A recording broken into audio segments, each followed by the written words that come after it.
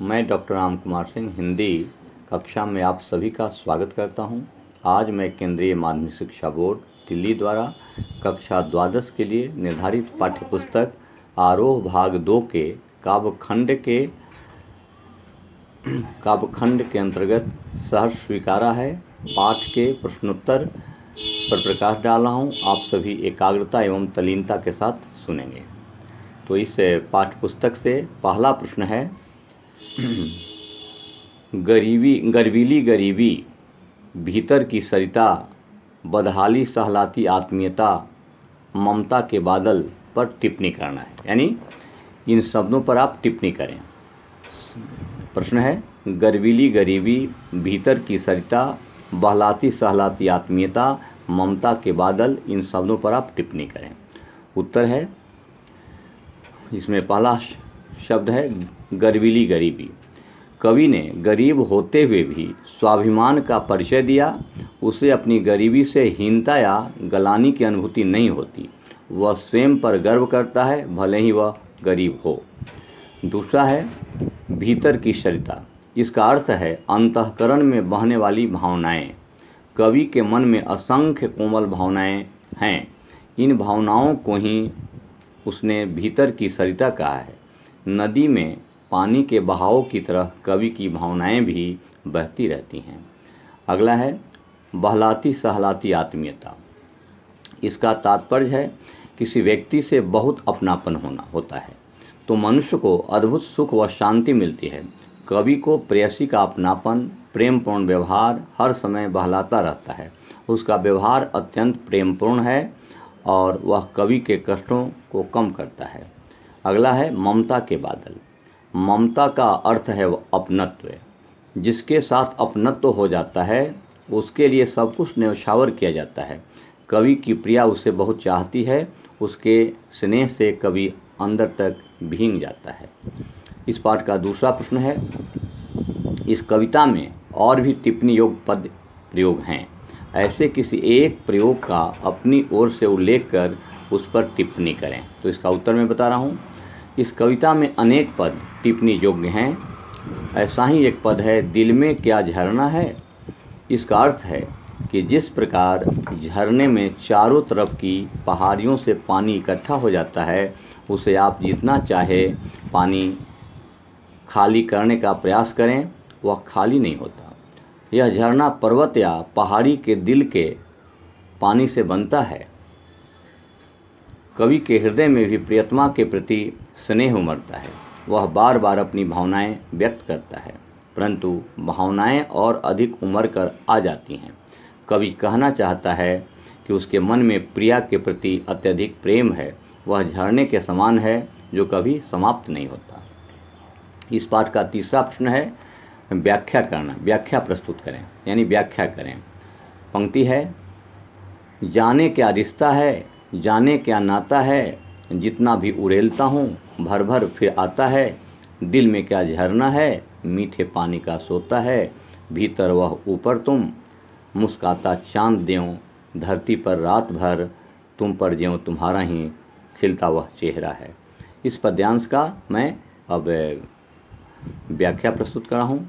उपर्युक्त पंक्तियों की व्याख्या करते हुए यह बताइए कि यहाँ चांद की तरह आत्मा पर झुका चेहरा भूलकर अंधकार अमावस्या में नहलाने की बात क्यों की गई है। यानी इस पद्यांश के पढ़ करके इस प्रश्न का उत्तर देना है कि यहाँ चांद की तरह आत्मा पर झुका चेहरा भूलकर अंधकार अमावस्या में नहलाने की बात क्यों की गई है। तो इसका मैं उत्तर बता रहा हूँ। कवि कहता है कि तुम्हारे साथ न जाने कौन सा संबंध है या न जाने कैसा नाता है कि मैं अपने भीतर समाये हुए तुम्हारे स्नेह रूपी जल को जितना बाहर निकालता हूँ, वह पुनः उतना ही चारों ओर से सिमट कर चला आता है और मेरे हृदय में भर जाता है। ऐसा लगता है मानो दिल में कोई झरना बह रहा है। वह स्नेह मीठे पानी के स्रोत के समान है जो उसके अंतर्मन को तृप्त करता रहता है। इधर मन में प्रेम है और उधर तुम्हारा चांद जैसा मुस्कुराता हुआ चेहरा अपने अद्भुत सौंदर्य के प्रकाश से कवि को नहलाता रहता है। कवि का आंतरिक और बाह्य जगत दोनों प्रिया के स्नेह से संचालित होते हैं। कवि चांद की तरह आत्मा पर झुका चेहरा भूलकर अंधकार अमावस्या में नहलाने की बात इसलिए करता है क्योंकि कवि प्रिया के प्रकाश से निकलना चाहता है। वह यथार्थ में रहना चाहता है।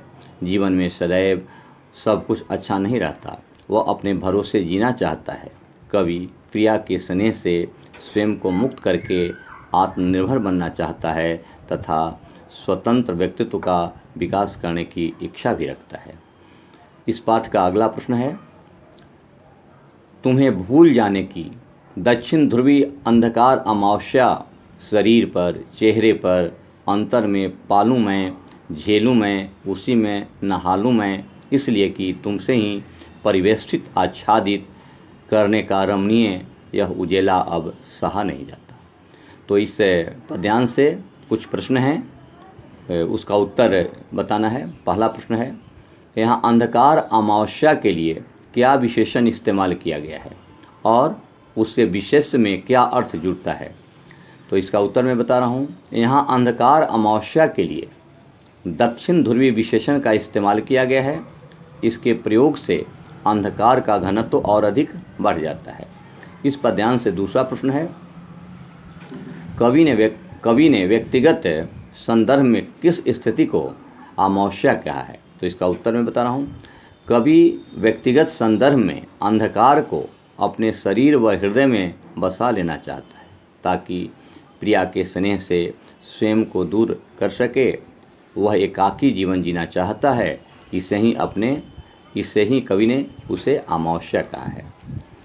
इस पद्यांश से तीसरा प्रश्न है, इस स्थिति से ठीक विपरीत ठहरने वाली कौन सी स्थिति कविता में व्यक्त हुई है। इस वैपरीत्य को व्यक्त करने वाले शब्द का व्याख्यापूर्वक उल्लेख करें। तो इसका उत्तर मैं बता रहा हूँ। इस स्थिति से ठीक विपरीत ठहरने वाली स्थिति निम्नलिखित हैं। तुमसे ही परिवेष्टित आच्छादित रहने का रमणीय उजेला। कवि ने प्रियतमा की आभा से सदैव घिरे रहने की स्थिति को उजाले के रूप में व्यक्त किया है। उजाला मनुष्य को मार्ग दिखाता है।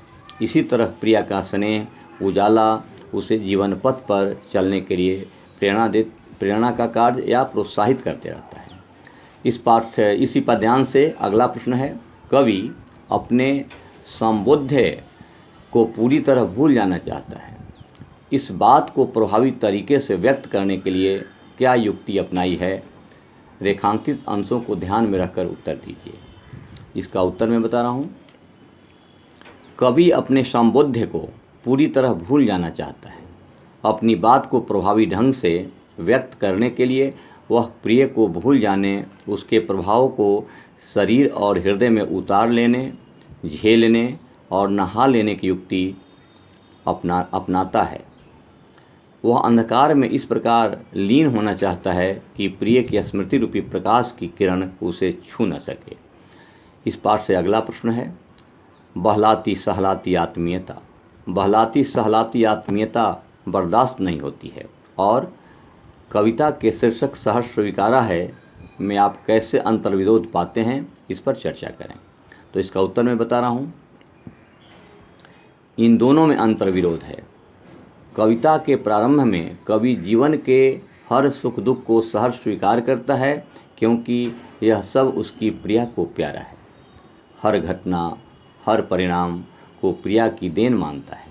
दूसरी तरफ वह प्रिया की आत्मीयता को बर्दाश्त नहीं कर पा रहा है। एक की स्वीकृति और दूसरे की अस्वीकृति, दोनों में अंतर्विरोध है। कवि का आशय यह है कि अभी तक उसने सब कुछ सहर्ष स्वीकार कर लिया है, परंतु अब उसकी सहन शक्ति समाप्त हो रही है। तो इस पाठ का यह प्रश्नोत्तर रहा। अब शेष जो बचे हुए अर्थ ग्रहण संबंधी प्रश्न हैं, अगली कक्षा में मैं उत्तर उसका बताऊंगा। धन्यवाद।